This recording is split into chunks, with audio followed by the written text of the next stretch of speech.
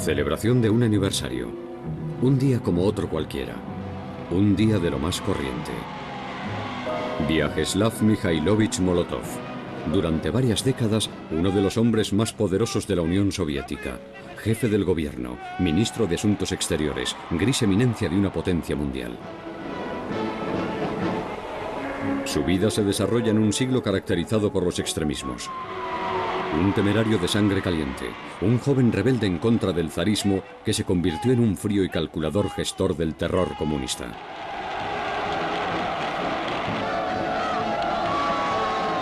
Desde un principio apoyó la Revolución de Octubre, llegando a convertirse en un ejecutor entre sus propias filas. Marido y padre cariñoso que redactó hermosas cartas a su familia, pero que al mismo tiempo fue autor de cientos de listas de condenados a muerte.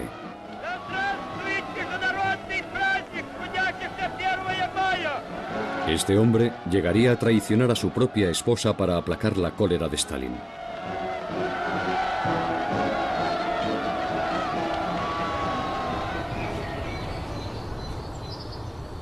Zhukovka, un conjunto de dachas cerca de Moscú, símbolo de una etapa pacífica y próspera en la que el tiempo se ha detenido.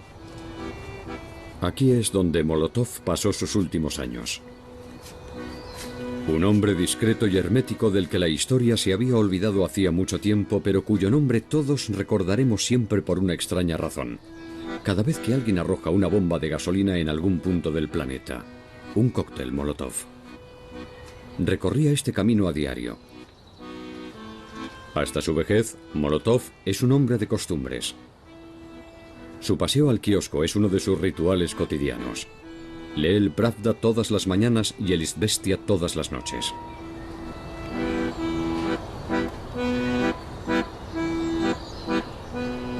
Su última casa probablemente se pareciera al resto de casas de la zona. Quizá fuera más lujosa y la propiedad algo más grande, pero nada hace pensar en la relevancia que tuvo Molotov en su día. Ahora es tan solo un fantasma de la era stalinista.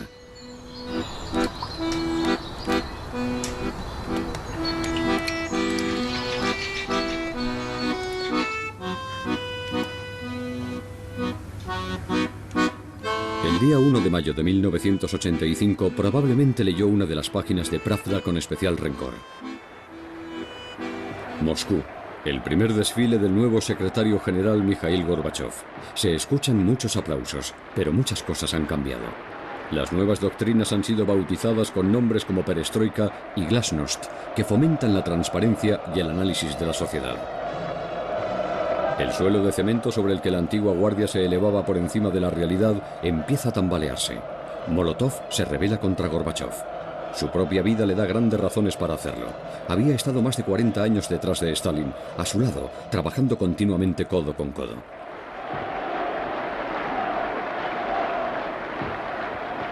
Gorbachev vuelve a entrar en la casa de Molotov gracias al Izvestia como todas las noches. En la portada la misma fotografía que en el Pravda, la misma imagen y la misma desilusión que por la mañana.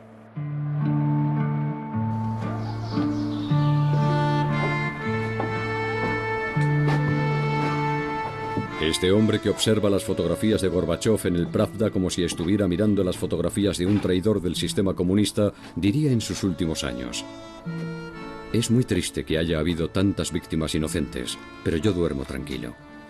Una vida ambiciosa y flexible vivida a la sombra de lo demoníaco. Estos son los cerebros que fortalecen cualquier sistema.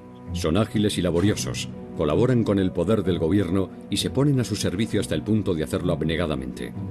Lo más absurdo de todo esto es que suelen durar más que el sistema al que han prestado su apoyo.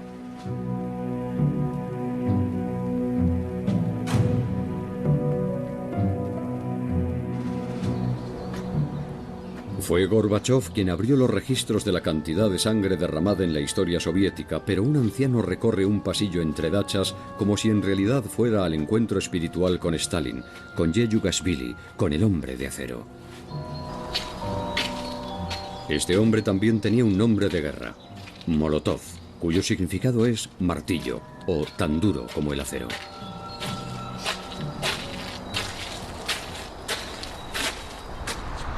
Se conocieron en San Petersburgo en 1912. El Instituto Politécnico de la ciudad sigue siendo hoy una universidad de gran prestigio. Molotov, hijo de comerciante, empieza aquí sus estudios de economía en otoño de 1911. Por aquel entonces le siguen conociendo como Scriabin. Sus estudios le salvan de cumplir el servicio militar. Es un estudiante aplicado y discreto, pero fuera de las aulas un romántico que cree en el derrocamiento del gobierno. Lucha contra el zar y se compromete con el movimiento obrero.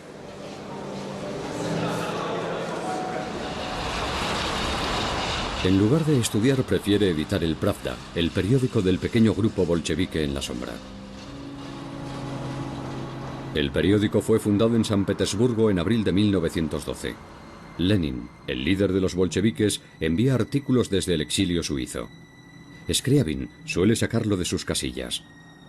A Lenin no le gusta cómo aquel hombre edita o rechaza de forma irreverente sus textos y manda que le reduzcan el salario. Scriabin se defiende. Tengo que tomar las decisiones yo solo. En la primavera de 1912, un líder del partido llega a San Petersburgo para transformar el Pravda en un poderoso periódico de la oposición. Scriabin conoce entonces al hombre que tanto le había fascinado.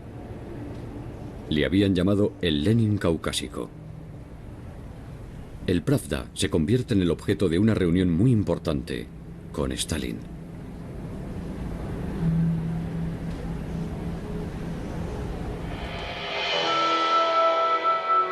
Tras aquella reunión, Scriabin se convierte en Molotov, es decir, en Molot, el martillo, un verdadero nombre proletario que impresiona a los trabajadores a los que intenta agitar. Sin embargo, se extiende el rumor de que la elección de ese seudónimo tiene una razón más sencilla. Scriabin es tartamudo y le cuesta pronunciar fácilmente las 3 primeras consonantes de su nombre. En abril de 1917, Lenin regresa del exilio. En febrero, un levantamiento obrero había puesto fin al dominio zarista. El poder había quedado entonces temporalmente en manos de un gobierno burgués. Stalin y Molotov habían estado sentados al lado de Lenin hasta altas horas de la noche. El miedo les había impedido moverse. Había soldados del antiguo ejército por todas partes. Lenin tenía miedo de ser detenido. Pero cuando se marcha de la estación de tren le sorprende ver cómo los soldados le reciben con gran entusiasmo. Una placa nos recuerda el momento de su llegada. En lo alto de un tanque felicita a los soldados por haber derrocado al zar y, sorprendiendo a Stalin y Molotov, hace un llamamiento para que el próximo paso sea el derrocamiento del gobierno burgués. Es un gobierno capitalista, incompetente, y no hacía nada para terminar la guerra mundial.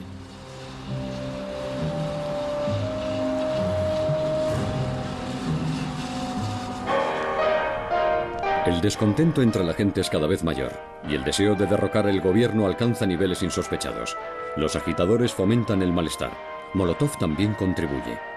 En su cabeza, la consigna de Lenin: nuestro objetivo es la destrucción. Fusilad a los parásitos, ahorcadlos. Molotov hace suyas estas palabras y firma más de 1000 sentencias de muerte a lo largo de su vida.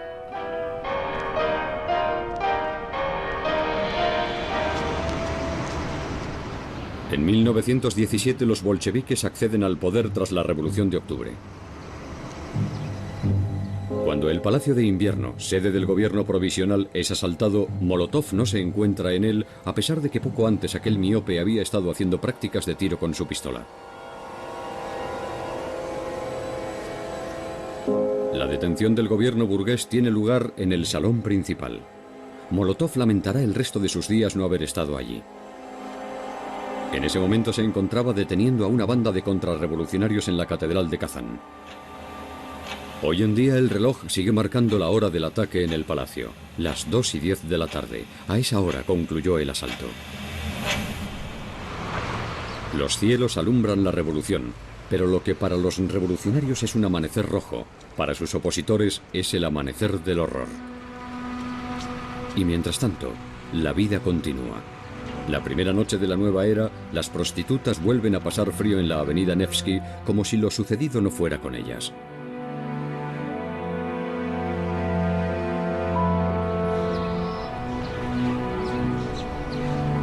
Un antiguo colegio femenino para hijas de altos cargos, el Smolny, se convierte en el centro de operaciones de la revolución.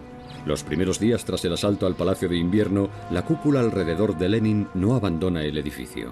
Cualquiera diría que no querían que la utopía con la que habían soñado quedara expuesta a la realidad. Molotov escribía en sus memorias: en este edificio tan seguro hemos intentado imaginar una vida nueva y maravillosa. Lenin, por su parte, se formula la siguiente pregunta: ¿cómo es posible llevar a cabo una revolución sin disparar a nadie? Así dará Lenin sus primeros pasos. La revolución constituyó tanto un golpe de Estado como un parto prematuro, por lo que la propagación de actos violentos organizados resultó inevitable. Stalin convierte esto en una virtud. El Smolny, un lugar donde se hacinaban los sueños y traumas de un mundo en convulsión. Las puertas cerradas parecían insinuar el férreo sistema que pronto entraría por ellas.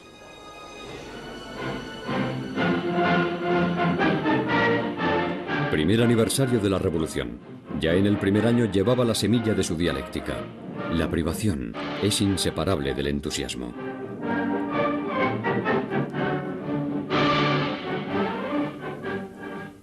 En sus últimos años, Molotov recuerda a su manera aquel día de noviembre de 1917.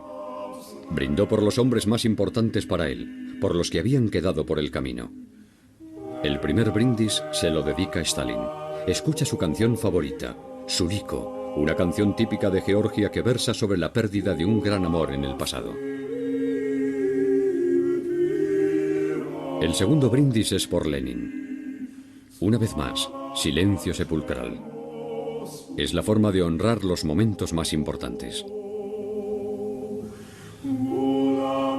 Y entonces sí, un brindis por su mujer Polina. Lleva toda la vida enamorado de esta mujer. Se deshacía en elogios hacia su rostro angelical y sin embargo a ella le dedica el tercer brindis. Polina era su esposa, pero Stalin era su destino. En diciembre de 1930, Molotov se convierte en jefe del gobierno. Poco antes había alabado a los redactores del Pravda con ocasión de la celebración del 50 cumpleaños de Stalin por haber sido guiados por un genio. El genio le agradece el gesto. Molotov ocupaba la posición más importante después de Stalin, el líder del partido. Así es como llega uno a convertirse en mano derecha. A partir de entonces, la mano derecha se convierte en la sombra del comandante en jefe. El hombre que está detrás de Stalin, Molotov, suele mencionar un sueño recurrente. Estaba perdido, miraba a mi alrededor y era incapaz de encontrar la salida. Y entonces apareció él.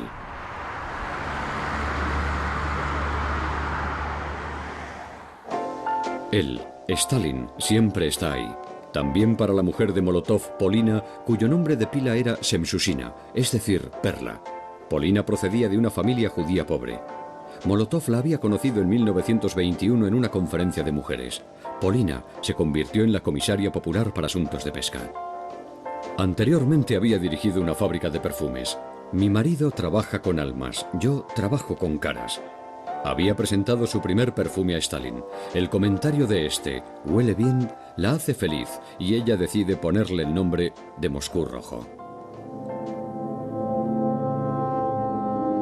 En la década de los 30, en el punto álgido de su poder, Stalin habló sobre el programa de nuestro partido para llegar hasta el cielo. Un cielo en el que destaca una gran estrella roja. El objetivo era que todo el mundo alzara la vista a ella, algo que harían millones de personas. Es roja como el amanecer. Pero su color es mucho más real de lo que millones de personas estuvieron dispuestas a admitir durante mucho tiempo. Es rojo, como el color de la sangre.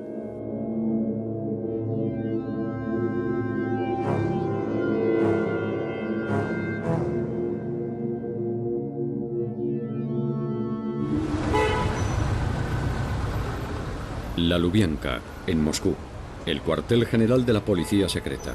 En la década de los 30, la oficina de Molotov queda inundada por órdenes de ejecución. El enfermizo afán de la búsqueda de clase y de la persecución de los enemigos de la gente envenena el país. El partido inicia una enloquecida inquisición. Los cientos de listas de ejecución empiezan con el siguiente encabezamiento: solicitud de permiso para condenar a estas personas al primer grado, es decir, a muerte por fusilamiento. Y tras un breve texto, estas listas terminan con la firma aprobado, Stalin, Molotov. Se aprueban también sentencias de muerte para las mujeres de amigos.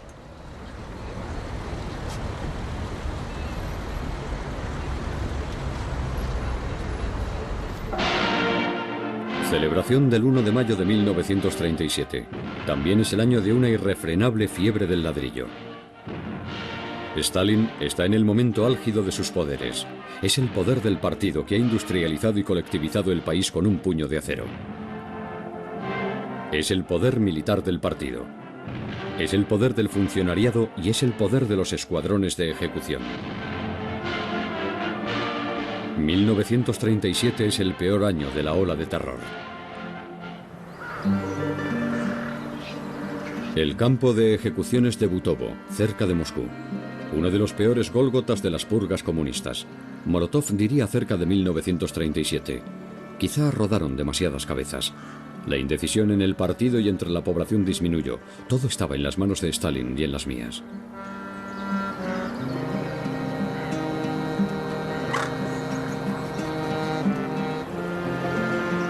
Los que murieron aquí lo hicieron con la horrible sensación de que no solo su destino no sería castigado, sino que nunca nadie sabría de él.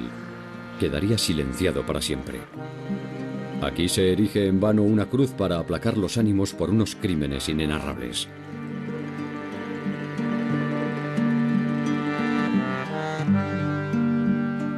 Molotov le dice a Stalin: la gente no lo puede entender todo, pero nuestra gente entiende lo más importante. A ti, Joseph Vissarionovich, te entienden a ti, viven por ti. ¿Y los muertos? Tan solo en el año 1937, 4 millones de personas tienen que entender que deben ser ejecutadas.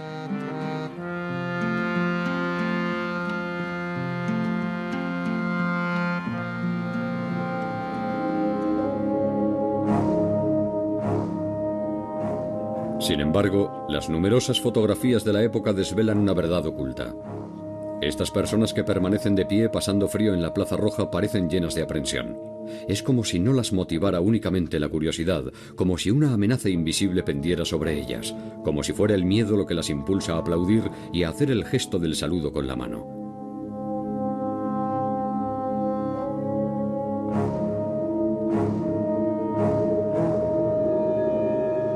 Las manifestaciones nocturnas incitan a la gente a celebrar el terror. Una pancarta proclama un eslogan que puede convertirse en su condena. El veredicto de los tribunales es el veredicto de la gente. Los banderines recuerdan a barcos perdidos en alta mar, como si su destino hubiera quedado sellado en el momento en que eligieron seguir a una falsa estrella.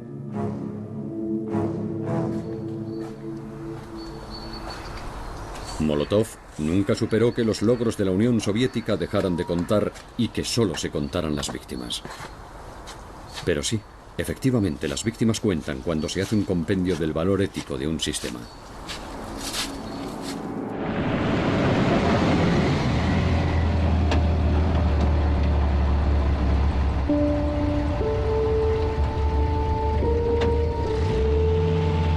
En mayo de 1939, el primer ministro Molotov también se convirtió en ministro de Asuntos Exteriores. Su predecesor, Litvinov, es judío. Stalin le dice a Molotov: haz una limpieza de la sinagoga. Lo hace y se libra de todos sus compañeros judíos. Litvinov lo llamó descerebrado. No sabía nada acerca de asuntos exteriores. En el Politburó se extiende la idea de que tenía un trasero burocráticamente resistente, lo que empujó a Lenin a ponerle el apodo de trasero de piedra.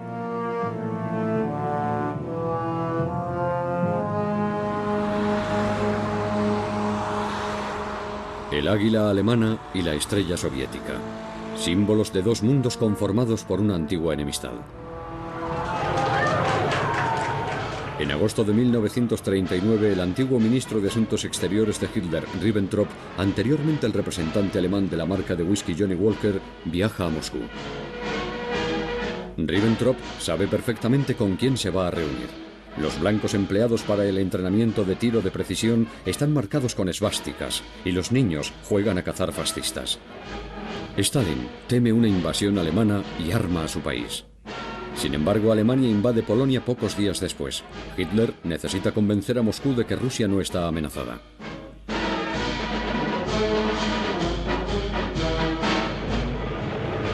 Un pacto de no agresión podría mantener a Moscú a raya y serviría para organizar la paz, es decir, para dividirse Polonia. Aplausos por algo incomprensible. Molotov explicó el 31 de agosto de 1939, tras la firma del Pacto de No Agresión, cómo es posible que un adversario vengativo se convierta en un aliado. El Tratado de No Agresión marca un cambio en el desarrollo de Europa. Un cambio para mejor en las relaciones entre las potencias más importantes de Europa. Este tratado nos ofrece no solo la posibilidad de descartar el peligro de guerra contra Alemania, sino que restringe el campo del conflicto militar en Europa y de esta forma apoya la paz general.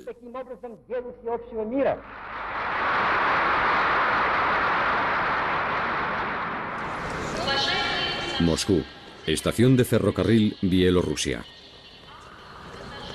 La hoz y el martillo adornan el punto de partida, y el águila, la final del trayecto. En noviembre de 1940, Molotov viaja a Berlín acompañado por un séquito de 65 personas, entre ellos un médico y una camarera. Se despide de su esposa y de su hija. Viaja a la tierra de su nuevo mejor amigo, que lleva un año arrasando Europa y provocando muertes indiscriminadas.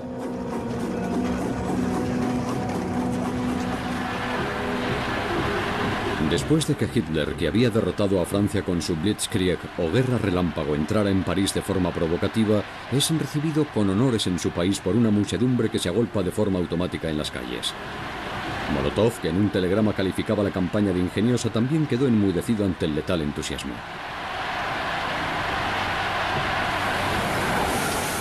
Una recepción digna de la llegada del propio Stalin. Llegada de Molotov a la estación de ferrocarriles de Anhalter, Berlín. El día 1 de septiembre de 1939, Alemania había iniciado la invasión de Polonia. 3 semanas más tarde, la Unión Soviética invadía Polonia Oriental. Un firme apretón de manos con Himmler, el líder de las SS de Hitler. Moscú se había convertido en cómplice de Hitler gracias a un protocolo secreto mantenido tan oculto por Molotov que incluso transcurridos 30 años, este continúa negando su existencia.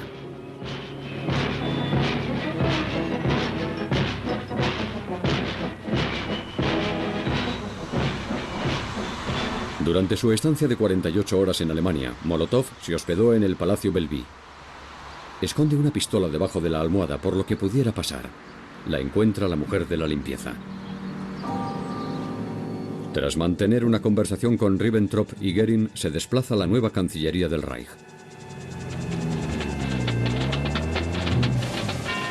Molotov se propone poner a prueba a Hitler para averiguar cuáles son las posibilidades de Moscú de seguir dividiéndose Europa. Esta estatua, que extiende una espada con orgullo, recibe el nombre de Wehrmacht. Puede que Molotov hubiera fingido no ver aquel gesto amenazador. Le envía un telegrama a Stalin. Voy a cenar con Hitler. Más tarde escribiría: me he llenado. No he practicado ninguna forma de abstinencia.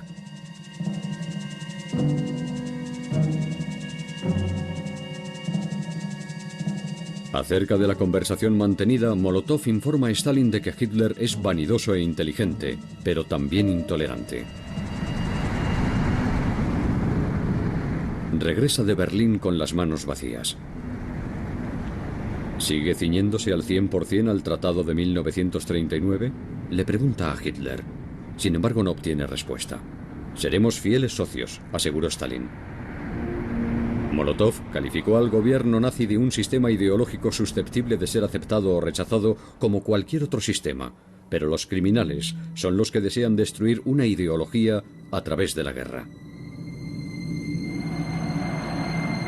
1 de mayo de 1941, día anual de la conmemoración de la Gran Batalla.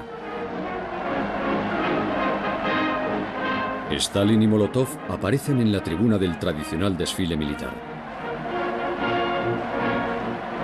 Han invitado a numerosos amigos a las celebraciones. Varios oficiales alemanes de alto rango se encaminan a la tribuna de honor. El mariscal Timoshenko saluda a los oficiales de un ejército que pocas semanas más tarde recibiría las órdenes de atacar Moscú. Una verdadera paradoja. Es lo ajeno frente a lo desconocido.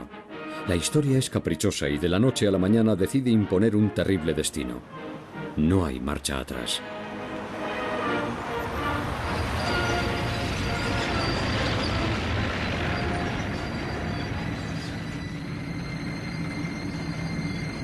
Tan solo 6 semanas más tarde, el 22 de junio de 1941, Molotov se sienta, perplejo, ante un micrófono. Debe informar a millones de personas de que Hitler ha invadido por sorpresa la Unión Soviética.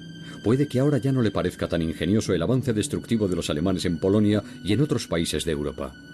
Muy pronto, la patria soviética quedará tan arrasada y asolada como otros países.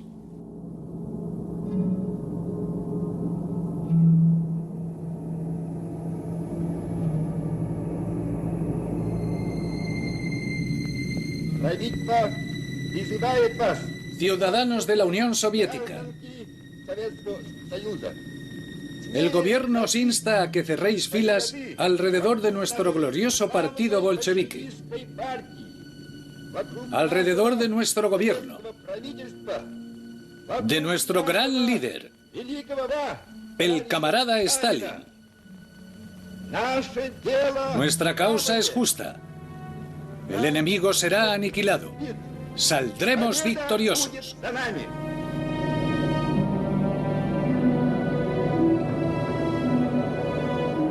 Moscú despierta aquella mañana en un mundo totalmente distinto. Serán los momentos más agrios y sangrientos de la historia de Rusia.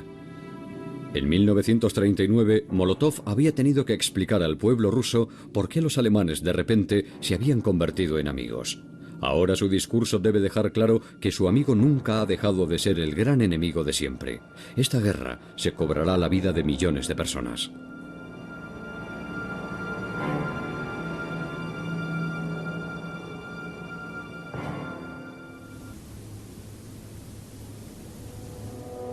El momento más siniestro es su momento más importante. Molotov es el diplomático de Stalin durante la guerra. En mayo de 1942 aterriza en Escocia bajo el nombre de Sr. Brown y es conducido a una cita secreta en Londres.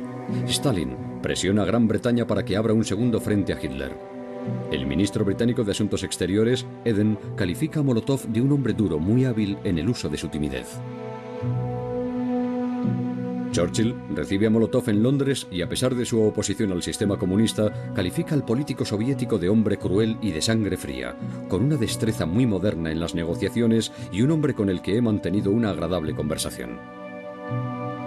Al mismo tiempo lo tilda de un concepto moderno de robot. Molotov califica a Churchill de imperialista vigoroso.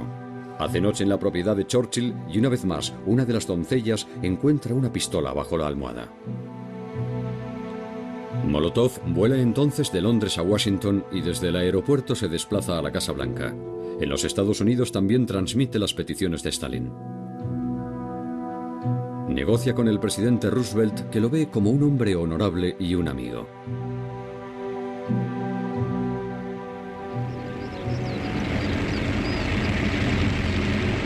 Mientras la guerra sigue retumbando, el primer ministro Churchill aterriza en Moscú. Llega a la tierra del comunismo, la tierra que un día quiso asfixiar en su cuna. Churchill diría acerca de Molotov: me facilita el esperar un poco antes de estrangularlos. Su sistema no me parece el más idóneo, pero no descarto una buena conversación con usted.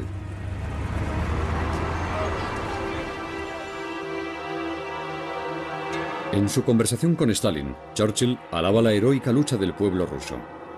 Sin embargo, por el momento rechaza abrir un segundo frente. Para limar asperezas, ensalza los lujos del Kremlin.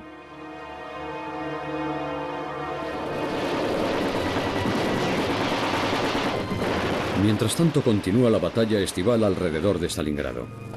Fue idea de Molotov cambiar el nombre de la ciudad de Tsaritsyn el día del 50 cumpleaños de Stalin.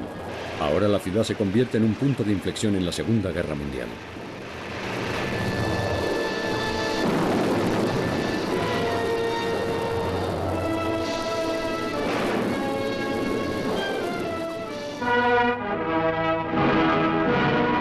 En octubre de 1943, Molotov celebra el triunfo de su gran política exterior. En Moscú se celebra la Conferencia de Ministros de Asuntos Exteriores. A ella llegará el secretario de Estado de los Estados Unidos, Cordell Hull.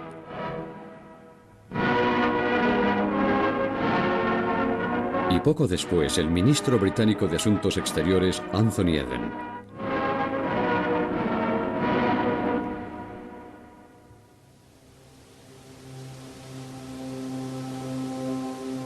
Eden había dicho que Molotov era muy hábil en el uso de su timidez. Cuando le ofrecieron presidir la conferencia, este declinó modestamente la oferta, pero esto constituye todo un halago. Una vez más, los Estados Unidos y Gran Bretaña proponen a Alemania la rendición incondicional al término de la guerra. Las victorias soviéticas en Stalingrado y Kursk marcan el inicio del final. Stalin nunca le había dado a su primer ministro tanta libertad de acción como en esta conferencia. Sin embargo, Molotov debe informar a Stalin varias veces al día acerca de qué está haciendo con esta libertad de acción. La confianza es tal que la desconfianza tiene que ser incluso mayor.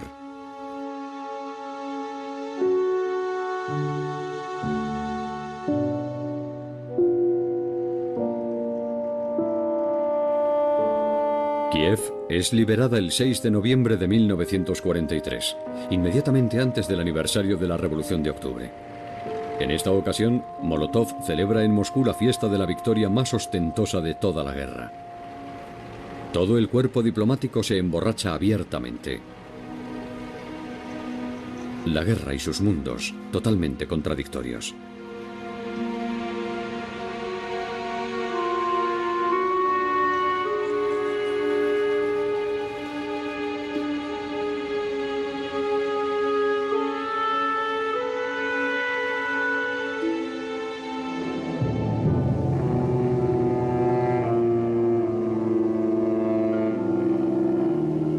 Toda victoria militar contribuye a reforzar la imagen de Stalin como libertador.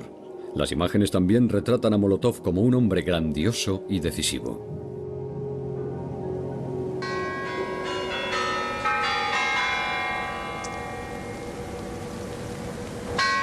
Desfile de la victoria en la Plaza Roja, 24 de junio de 1945. Stalin y Molotov. El todopoderoso tándem parece cansado, o es quizá una premonición. Por un momento se deja sentir la verdad que siempre ha demostrado cumplirse en cualquier imperio. El triunfo del ayer será la derrota y la ruina del mañana.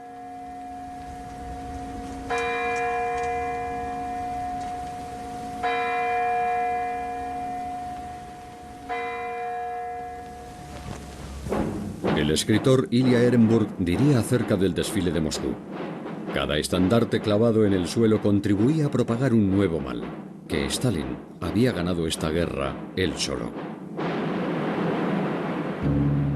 La imagen tallada no deja lugar a dudas. La supervivencia es ciega y mira desde lo alto.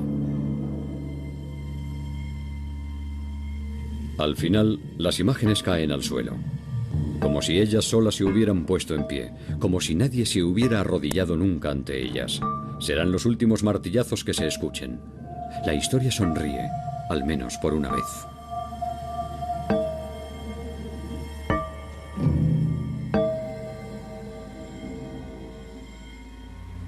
Durante la conferencia de Potsdam en 1945, Molotov aprovecha para realizar un viaje a Berlín.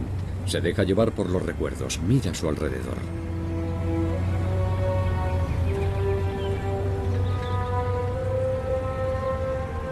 Nadie volverá a ser recibido bajo el águila.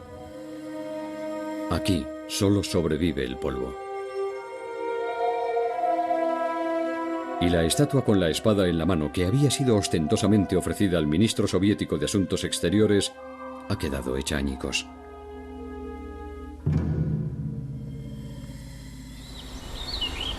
Lo cierto es que no reparé en el entorno natural, que seguramente es hermoso llegado el momento de florecer. Escribió Molotov a su esposa Polina. Debes entender que nos hemos concentrado en lo más importante. En julio de 1945 el estatus de posguerra de Alemania quedó decidido en el Palacio Cecilienhof cerca de Potsdam. La Guerra Fría acechaba tras el carácter amistoso de un antiguo aliado. La Guerra Fría está latente. Roosevelt está muerto y Churchill ya no está. Ahora Stalin negocia con Clement Attlee y Harry Truman. El generalísimo altera las nuevas realidades. Molotov sonríe. El éxito hace que incluso un trasero de piedra adquiera encanto. La conferencia de Potsdam corona una serie de anteriores conferencias. Noviembre de 1943. En la conferencia de Teherán se trató de establecer un frente común contra Alemania. Stalin llamó a Molotov durante una pausa en las negociaciones y le pidió: «Háblanos de tu pacto con Hitler». Se gestaba un ajuste de cuentas, pero se estaba desarrollando de una manera casi desenfadada. Febrero de 1945. En la conferencia de Yalta, Stalin les deja claro a Churchill y a Roosevelt que ha llegado el momento de que Moscú reafirme sus exigencias territoriales. Molotov empieza a no perder de vista el reloj. Palacio Cecilienhof. El legado de Stalin. En el jardín, las flores conforman una estrella roja.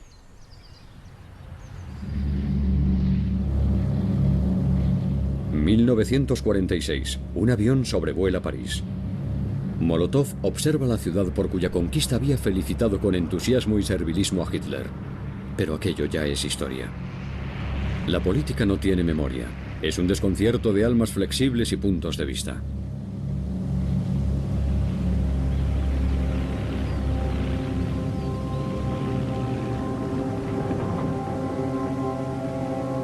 Molotov participa en la Conferencia de Paz de París. Es el momento de negociar tratados con antiguos estados satélites de Alemania como Rumanía y Bulgaria.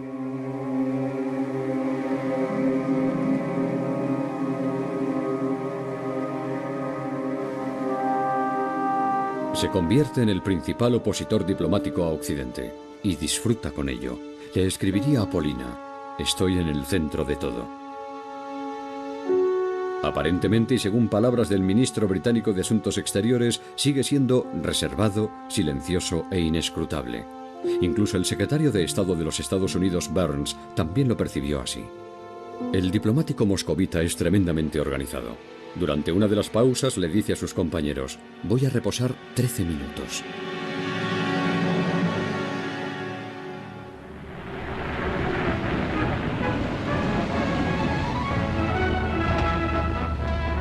El 14 de julio, Día Nacional de Francia, Molotov es invitado al tradicional desfile de la Victoria. Abandona el desfile antes de que termine. Es el representante de la fuerza militar más importante contra Hitler y cree que no ha sido valorado como se merece.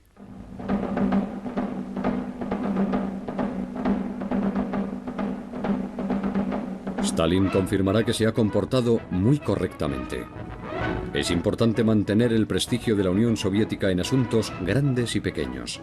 En una carta a Polina, Molotov escribe: «Me ha pasado algo de lo que he informado con rapidez y por suerte parece que he actuado correctamente».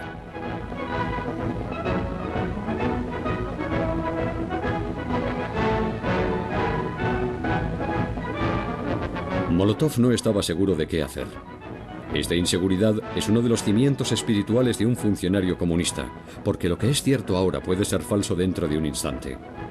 Así que, a pesar de ser el segundo de a bordo, no deja de ser un esclavo.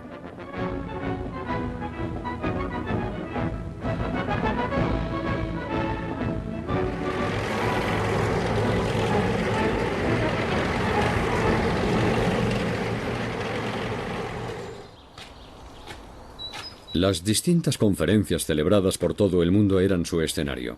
Si conseguía que se hablara con miedo y respeto acerca de Rusia, entonces había logrado su objetivo y eso le llenaba de orgullo.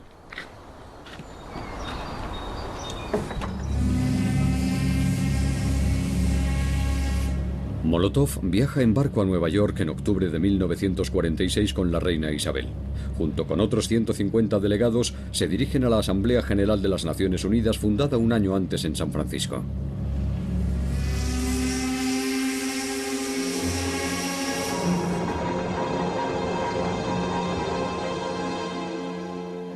Una etapa victoriosa en Nueva York. ¡Que vienen los rusos! Es un grito tradicional de los estadounidenses, pero llega un solo ruso y es recibido con aplausos en las calles.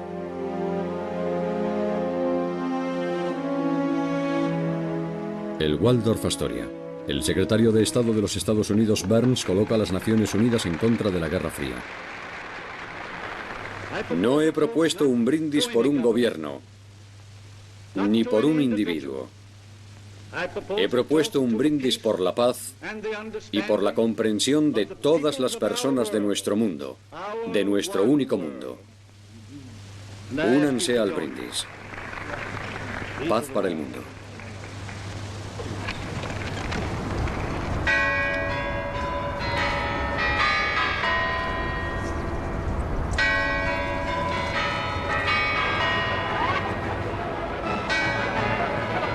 ¿Un mundo? No es una oferta que pueda aceptar un defensor de la guerra de clases, al menos cuando en el menú no consta la existencia de un mundo socialista.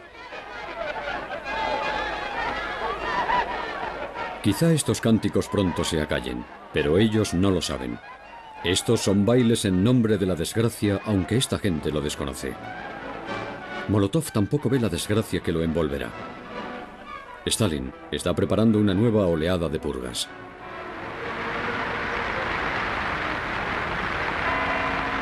...1947... celebración del 30 aniversario de la Revolución de Octubre. Molotov supervisa el desfile. Se percibe lo orgulloso que está de representar a Stalin en esta ocasión.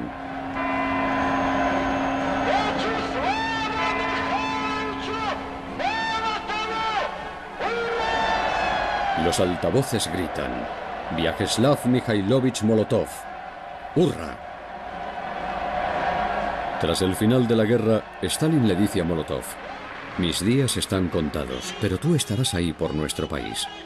¿Puede alguien sentirse mejor que cuando el segundo de a bordo ve que está a punto de convertirse en comandante en jefe?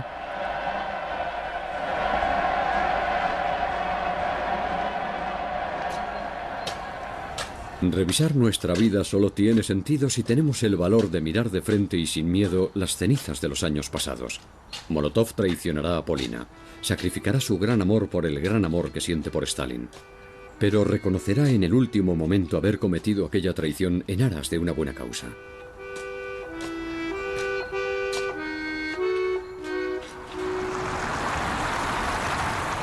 La Lubyanka, el cuartel general de la policía secreta. En enero de 1949 las puertas se cierran detrás de Polina Molotov. El monasterio Sujanovka. Los comunistas lo convierten en algo que les resulta más útil: una cárcel. Aquí es donde espera su condena la esposa del ministro de Asuntos Exteriores, un exilio de 5 años a Kazajistán. Stalin había acusado arbitrariamente a Polina, judía, de espiar para Israel. Stalin consideraba a Israel un nuevo estado satélite de los Estados Unidos, un enemigo.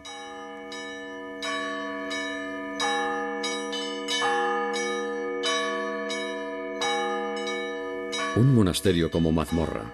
En lugar del repicar de las campanas, el silencio es implacable.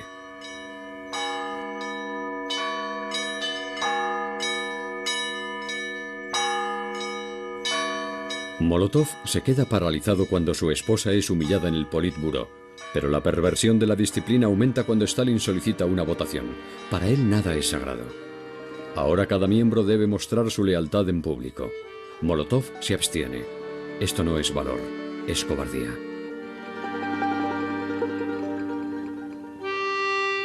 Al día siguiente le escribe a Stalin: de acuerdo, era un fallo político. Posteriormente afirmaría: me temblaron las rodillas. No hará nada por su mujer. Pero incluso su silencio llega demasiado tarde. En 1949 es destituido de su puesto de ministro de Asuntos Exteriores.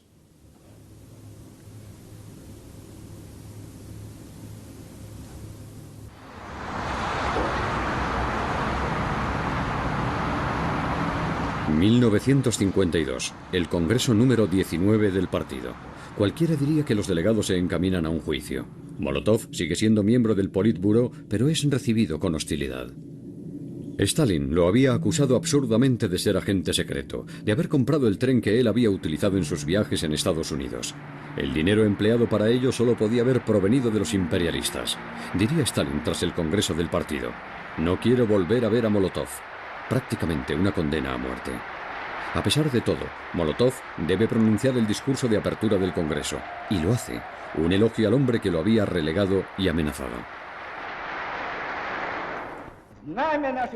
El estandarte de nuestro partido, honor en gloriosas batallas y triunfos, es alzado en el aire y llama a nuestro pueblo a promover la victoria del comunismo. Larga vida y prosperidad a nuestro querido y grande Stalin. Pero Stalin muere el 5 de marzo de 1953. Molotov admitiría más tarde: era evidente que Stalin quería terminar conmigo. El día que Stalin es enterrado en su mausoleo coincide con el cumpleaños de Molotov. Molotov tiene un único deseo: devuélvanme a Polina. Polina es puesta en libertad. Cuando ella se entera de la muerte de Stalin, se desmaya. Polina, ferviente stalinista, muere en 1970. En su testamento aparece una nota: estos años de separación son una eternidad. Lo único que me mantiene con vida es pensar en ti. Unas palabras para Molotov, para Stalin quizá. Este triángulo esconde secretos. Quizá a Polina le costaba menos aceptar su supuesta culpa que la verdadera culpa de amar a ambos hombres. Admitir la verdadera habría tirado por tierra un ideal. Puede que Polina lo supiera todo y lo odiara todo, y que a pesar de eso sufriera por el sistema. Las reacciones de los que sufrieron este sistema en Berlín y en Budapest fueron muy diferentes. No más martillazos. Los tanques del sistema son más fuertes.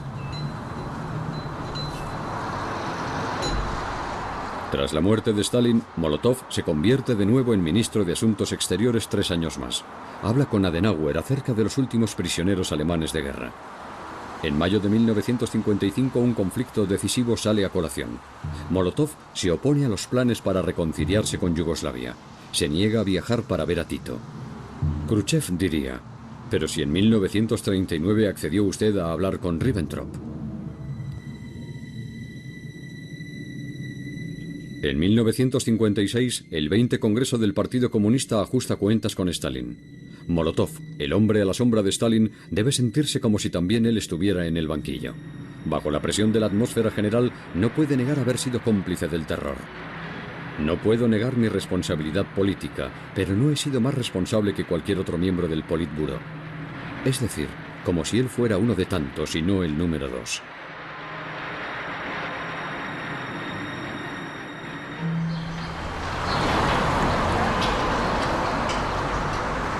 Molotov tiene que abandonar su apartamento del Kremlin y pierde también su dacha. Se muda entonces a esta casa en la calle Granjevsky.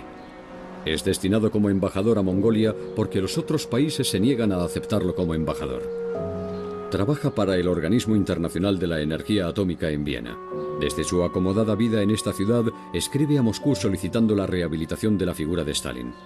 Es su última carta en su carrera política. Es expulsado del partido. Sin embargo, no devuelve su carnet, lo esconde en una caja fuerte y sigue pagando 1 rublo al mes por la suscripción.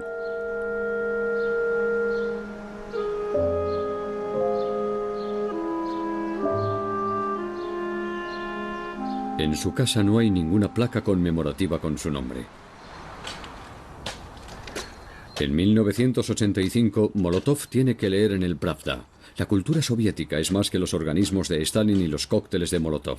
Para él, no es más que jerga de la glasnost. El apodo tiene su origen en la guerra entre rusos y finlandeses de 1939 y 1940 y con el tiempo empezó a incomodarle. Posteriormente explicó que los aviones soviéticos no arrojaban bombas sobre el pueblo, sino alimentos. Los finlandeses llamaban a las bombas las cestas de pan de Molotov e inventaron una bebida para acompañarla, la bomba de gasolina denominada cóctel Molotov. El Pravda no deja de ser una china en su zapato. Gorbachov de nuevo.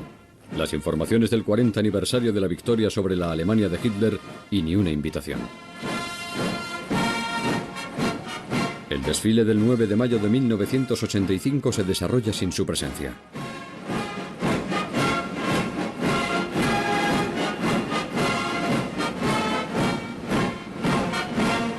40 años antes, Molotov había estado aquí, al lado de Stalin. Los que aquí desfilaban habían escuchado la voz de Molotov por radio el 22 de junio de 1941 y habían ido a la guerra resonándoles en los oídos aquella llamada patriótica a las armas.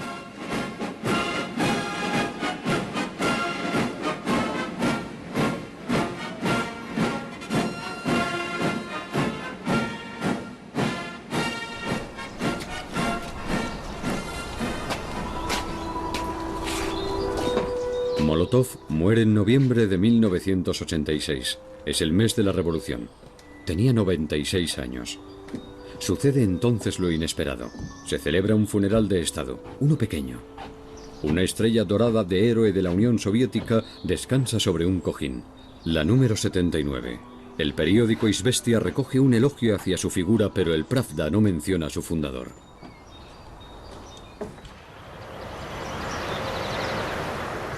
El cementerio Novodeviche en Moscú.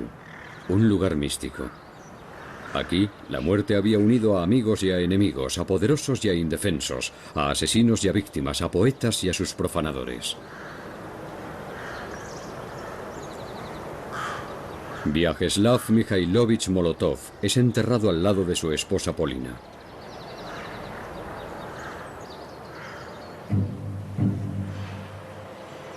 Tenía casi la misma edad que el siglo que había visto convertirse irreversiblemente en una nueva era. Si hubiera podido experimentar el mundo que le sucedió y hubiera buscado las huellas de aquello que determinó sus sueños y logros, las encontraría distribuidas en parques de estatuas hechas añicos. Los no muertos. Estos no muertos nunca dejarán de atormentar nuestros recuerdos.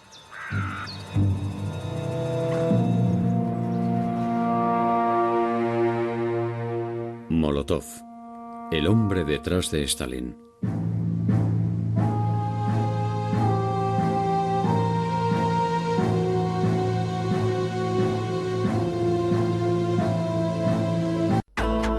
Volvemos en 3 minutos.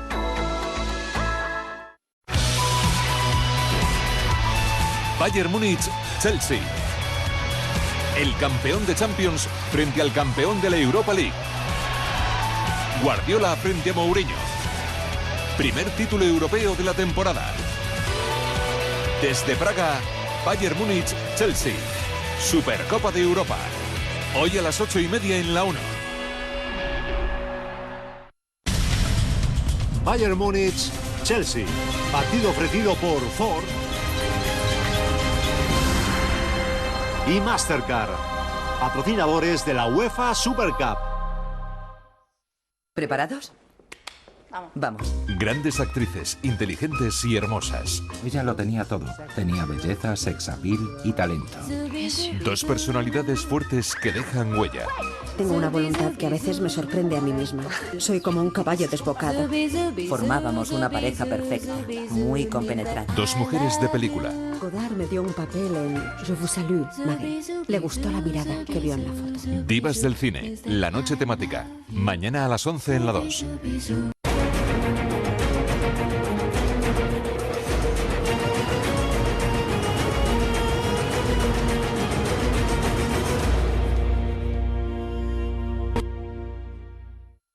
El verano está lleno de vida y de vidas. No pongas la tuya en peligro. Recuerda que las normas también son para los peatones. Porque viajar es vivir. Lunes, pasta con setas. Fácil. Martes, lomos de merluza con verduras. Rápida. Viernes, cóctel de frutas y vainilla. Sana. Este mes, con Saber Vivir, mi libro Cocina para cada día. Mis recetas más fáciles, rápidas y sanas, con mi toque personal. Este mes, con la revista Saber Vivir. Ya en tu kiosco y cada día en la mañana de la 1. Una juventud con sueños de grandeza. Deseo servir al Führer, al pueblo y a la patria en un puesto de responsabilidad. Una ideología que los despertó a la cruda realidad. Los hombres hacen la historia, pero nosotros hacemos a los hombres. ¡Responder! ¡A la orden, señor! ¡A la orden, señor! Nápola. El miércoles a las 10, el cine de la 2.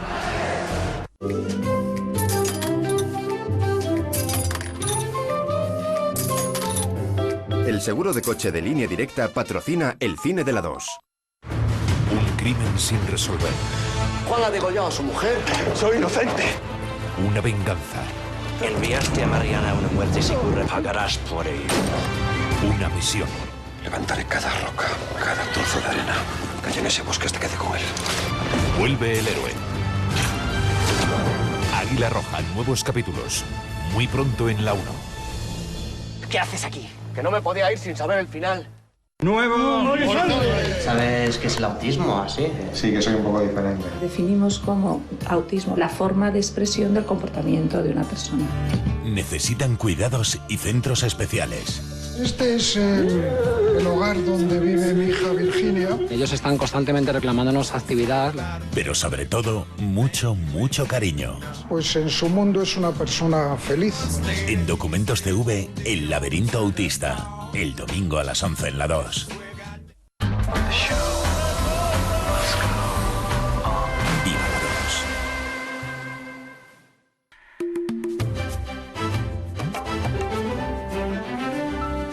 2. Saber y ganar. Un programa presentado por Jordi Hurtado.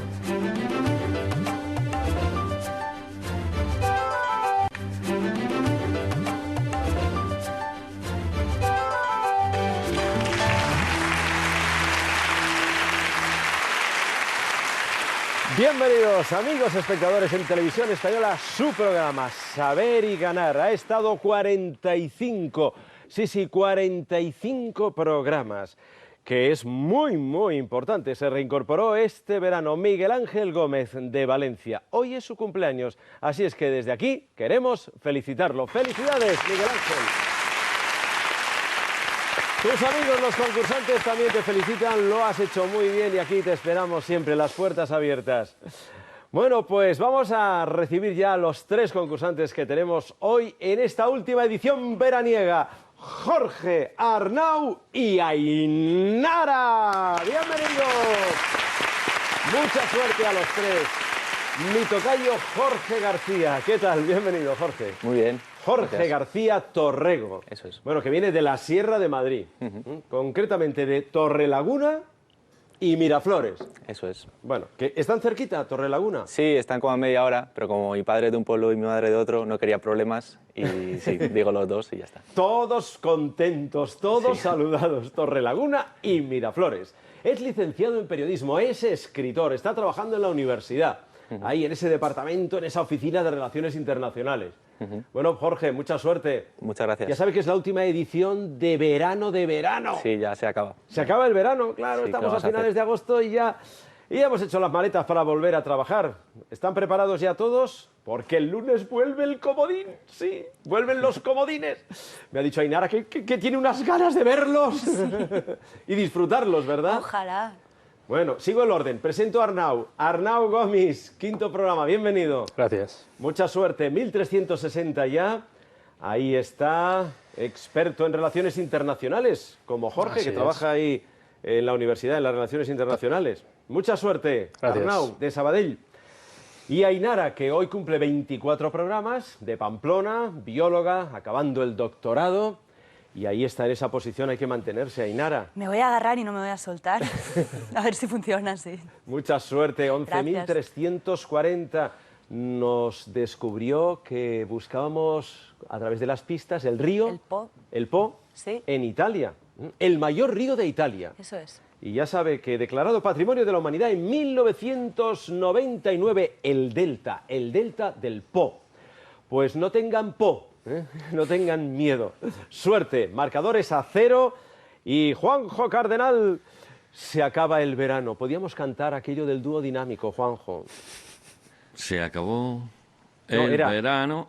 No quiere que cante. Era el final del verano. Ah, no, pero se acabó, que es lo mismo, ¿no? Ya Si es el llegó. final es que se acabó, ¿no? Sí, pero él le decía, ya llegó y tú partirás, aquellos noviazgos, aquellas historias. No se ponga melancólico, señor Hurtado. Estoy contentísimo, muy contento, porque fíjese, gracias a todos nuestros espectadores, gracias a los concursantes y gracias, sin excepción, al equipo de Saber y Ganar, hemos llegado al programa 3800. A todos, Hoy. muchas gracias. Hoy. Bien, bravo. 3.800. Felicidades a todos, felicidades a todos, a todos. Sí, señor, muy bien. 3.800 ediciones de Saber y Ganar. Y las podemos firmar todas, Juanjo. Y se dice pronto, ¿eh? Bueno, 3.800. Se dice pronto. Y empezamos con estos 5 temas.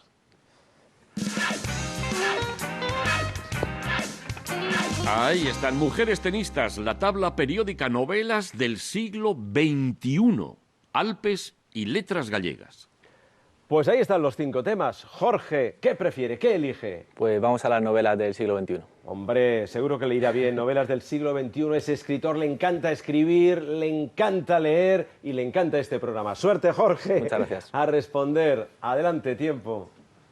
¿Cuál es el tema de El sueño del Celta, última novela publicada por Mario Vargas Llosa? ¿La explotación colonial o los primeros habitantes de Iberia? La explotación colonial. Correcto. Veneno y Sombra y Adiós forma parte de una trilogía de Javier Marías titulada Tu rostro mañana o Mañana en la batalla piensa en mí. Tu rostro mañana. Correcto. Soldados de Salamina de Javier Cercas trata sobre un episodio de las guerras médicas o la Guerra Civil Española. La Guerra Civil Española. Correcto. ¿Qué novela del valenciano Rafael Chirves trata sobre la corrupción en España? ¿Crematorio o cementerio? Crematorio. Correcto. ¿Quién es el autor de El mal de Montano, obra por la cual recibió en Francia el premio Médicis? ¿Arturo Pérez Reverte o Enrique Vila-Matas? Vila-Matas. Correcto. Canciones de amor de Lolitas Club es el título o es un título del escritor barcelonés Juan Marsé o Eduardo Mendoza. Juan Marsé. Correcto. ¿Quién escribió Ananmanot, una novela perteneciente al género fantástico? ¿Carmen Martín Gaite o Ana María Matute? Carmen Martín Gaite. No es correcto. Nocilla Dream, para algunos una de las 10 mejores novelas de 2006, es una obra de Agustín Fernández Mayo o de Javier Calvo. De Agustín Fernández Mayo. Pues muy bien, solo tiene que anotarse que Ananmanot es una novela perteneciente al género fantástico de Ana María Matute.